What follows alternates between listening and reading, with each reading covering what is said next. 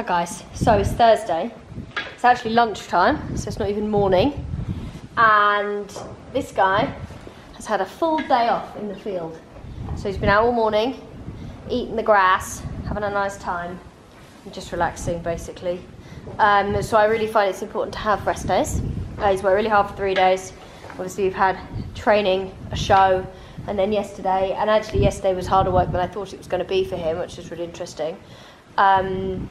So he's been having a little rest day. So I thought I would just, while I'm stood here, I thought he might come and join me and talk to me, but apparently not. So while he's just in the background eating his hay, I just thought I'd talk really quickly about what I'm currently feeding him. And yeah, that's basically what I thought I'd fill you guys in on today.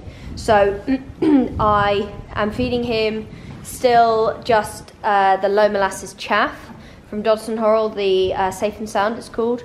It's got some biotin in it as well, and it's really nice and palatable, so he likes that. He has 1 scoop of that every day, split between 2 feeds. And then he has fibre beet. So again, it's an alpha A based, like a beet pulp, and you soak it, and he has a scoop of that twice a day, twice a day, sorry. He's on Adlib hay. All of my hay is from Old Manor Farm, and it's all tested, so it's all, I know exactly how much like crude protein and sugar and energy levels it's got. So I sent that off to Dodson Horrell when we did the weighbridge, and that's how they then formulated what I should be feeding him. He gets the peas, so I've been feeding him dried crushed peas. They're just the normal ones that you get from your local feed shop, but I only feed them to him when he needs them. This is I really like, oh my, makes my arm hurt doing this. Something I really like about them is that you don't have to feed them all the time. You can feed them when you need them. They're not like a whole, it's not like his entire feed is made up of them, so I can just add them in and out when I need them. And then he's being fed, what's the last thing? Yes, the calming powder from Premier Performance. Got on my head. And that just helps keep him nice and level, and I've actually got some here. So I wanted to talk a little bit about this stuff because I've been using it for a while now, and I get a lot of questions about it, and I want to just tell you guys a bit more in depth why I like it and why I think it's such a good product. So some calmers, you kind of lose that edge with the horse. Magnesium, for example, they need to be deficient in it for it to work. So a lot of people just kind of go to a magnesium calmer and then realise it's not working, or don't know it's not working, hope it is, and spend their money when actually it's no use at all. Whereas this supplement, it doesn't work with those in that way. It works by helping the horse feel more confident in itself rather than like sedate it, basically. And obviously many products you can find actually do help them feel sedated, but there are some that do claim that kind of an effect, and actually this doesn't claim that effect. It helps with the horse feel more confident in itself, and so then therefore it feels less nervous. When I have had a horse recently that when it first arrived, he was basically pretty unhandleable in the sense of you take him out of his stable and he'd like shoot off. And I put him on the calming powder, and within 2 days I was able to then train him. So it really can help a horse become more trainable. It's not going to fix the problem because, well, it's a supplement, but it can help the horse with a problem learn better, and that's something that I found really, really important.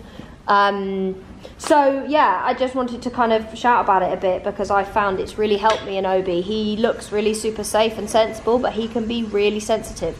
So if you've got a horse that is similar, then maybe this will be the supplement for you.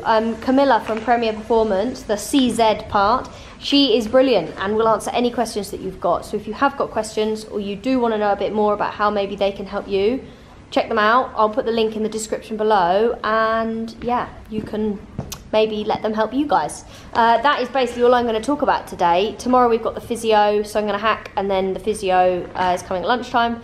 So I'll show you guys what we're doing with Obi there, maybe a little update on the stretches that we've been doing before. And yeah, I hope you're enjoying my week of Obi, and he's enjoying his hay. Obes? No, nothing. So yeah, I will see you tomorrow, guys. Bye for now. Happy Friday, guys. We are coming to the end of my video week. I've quite enjoyed doing this. It's like a little bit every day. Sometimes doing a whole vlog for a whole day can be really hard work, but this is a bit more achievable. So today Obi has been out for a lovely hack. I will input a little bit of video of that. And then he has got the physio coming. So the lady that we worked with before with the carrot stretches, she's coming to see him, so I'll show you a little bit about what we're working on and where she can see some bits of tightness and what I can be doing about that between now and regionals. So yeah, a really cool day. I've ridden all the other horses as well. I'm just off to go and do a little bit of teaching, and then I'm coming back to see Vicky, and yeah, that's all really. Nice easy day. I didn't finish teaching last night till 8 o'clock, so I didn't get home till 8:30, so that was pretty long, but that's kind of the nature of what we do here, because your downtime is my uptime. So anyway, yeah, gonna go do some teaching and then come back for the physio. I don't know why I keep repeating myself. Something I find really hard with vlogging is to not just keep repeating myself. Anyway, I'm gonna go now. See you in a bit. So, lovely Vicky is here. We've just treated Mo and Zora, and now it is Opie's turn. Say hi, everyone. Hi. So we're gonna just go and watch him move, and then we will show you guys what we're gonna be working on today. Okay, we'll do a walk first, walk up, walk down, and then we'll do a trot.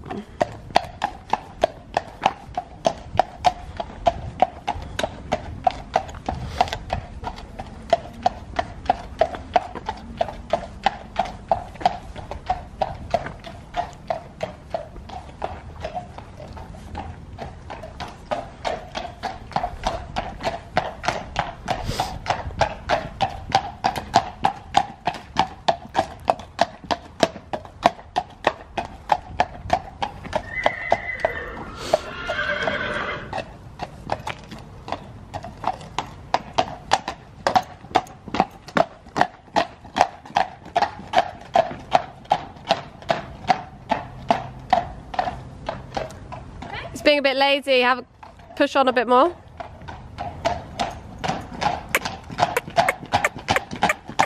That's it. A couple of circles, tight circles. He's looking at his girlfriend Mo over there. And good boy. Good boy. And try the other way.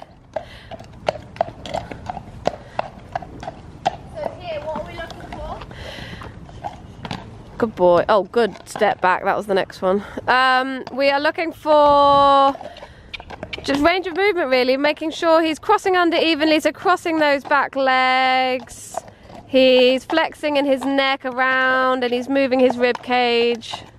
So just the suppleness through his body, and you want the evenness on both sides. Good boy. So often they'll find one way harder, and that'll correlate with how I am, what I'm feeling as well. So when you ask him to back up, you want the diagonal pairs to be moving together. So all good? Really good. Normally, this is the moment when I get really anxious because Obi has been unsound. So when somebody comes to trot him up, like Vicky always trots him up, Anthony always trots him up, I'm like, oh, please be sound. He looks great. He looks great. Let's go and see what your muscles feel like. Come on, babe. Oh, yes. Mo's coming back. So how has he been going? Brilliant. I still find that he becomes a bit down on the left shoulder when in canter particularly, but I had a very interesting session with Sarah Claridge, the biomechanics, and there was a lot that I've been doing that I could be doing better myself to help him. So yeah, basically. Interesting. And you feel, you feel it more when you ride him than other horses?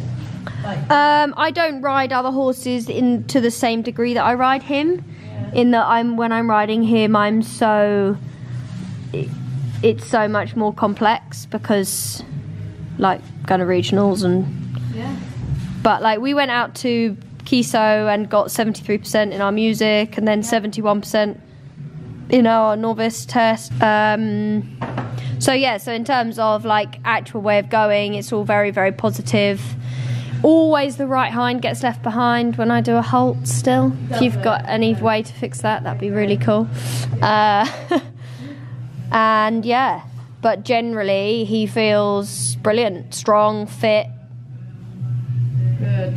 One thing I really noticed when I was clipping him was that his hamstrings were really tight. He wasn't keen on us clipping his hamstrings. Okay. Okay, it's hard because this time of year hamstrings get quite tight just from the mud and fields and Oh, that's interesting. how they with their lower back as well. I'm feeling a lot tightness. So yeah. He's quite some athlete these days, though, isn't he? Oh yeah, he really is, and he is more sensitive than people realise. Yeah, people think he's great big slow cob, and he's great big sharp cob sometimes. So Vicky just mentioned that actually he's a bit tight behind the saddle on the left side. So when I halt on Obi, the right hind is normally stepping out behind him right where Vicky's step is. But it was quite interesting that the left side is much tighter and potentially a bit in spasm. So Vicky's currently just going to be working on getting him stretching both sides a bit, I think. Is that right? Mm-hmm.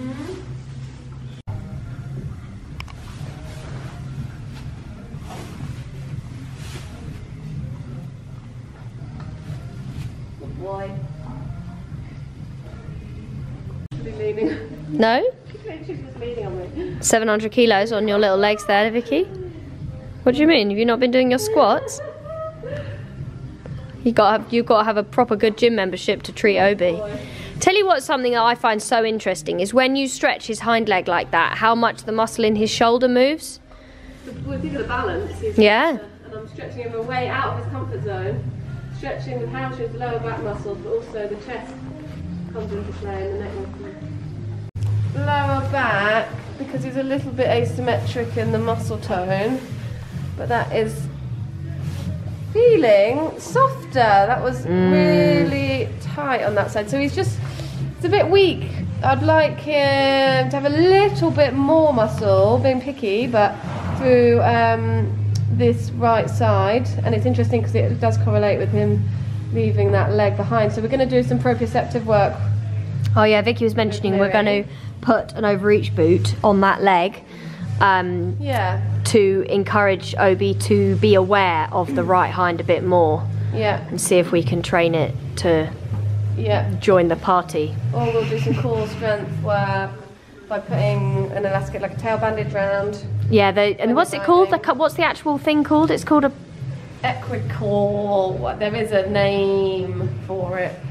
Expensive tail bandage with a clip on each end. So it works just as proprioception really. And so you put it on your saddle pad. Yeah, you just attach it tight on wherever you can, but it's loose. It's not pulling him from underneath. It's not like a lot of the training aids that. Like the Pessoa, I don't like the Pessoa anymore. No. Because it works on like a pulleying backwards and forwards kind of thing. You're telling the horse off for engaging its back leg by pulling it in the mouth, basically. So it's all proprioception work. You're just trying to switch on certain muscles so he's not overworking. So really, this side we've got to work on a lot. He's tight through his ribs on this side. He's not flexing enough. Dogs. Around your leg on this side. You saw it in the circle out there. He just wasn't quite moving enough through there. Range of movement is fine in this hip. I've adjusted this hip a little bit. Hamstrings aren't too tight. I know you mentioned it about the clipping, but they're not too. Okay. Maybe he's just feeling sensitive. Yeah. But he needs to be more aware to be able to use this, because otherwise the spasm will become an issue on the left. So, okay. And the left canter will become an issue pushing from this. Okay. Right so hard. Overreach boots on that. Yeah. Overreach boot, not. Normally I'd say a sausage boot. This time of year they often rub. So. I also don't have one. I have got a big overreach boot over there that's got like really soft rubber. So. Oh, good. Yeah, that might be enough. Interestingly, he doesn't like me being under here either, so the abdominal oblique muscles that are tucked up there as well, around here. On the left side, no problem at all. This side, good boy.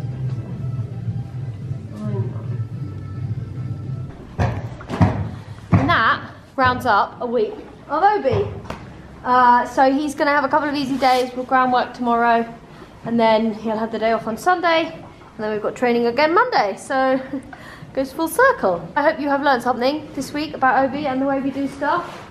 And I hope you enjoyed the videos, and if you have, give them a like, hit subscribe for more of my random life goings on, and I will see you guys next time. Thanks so much for watching.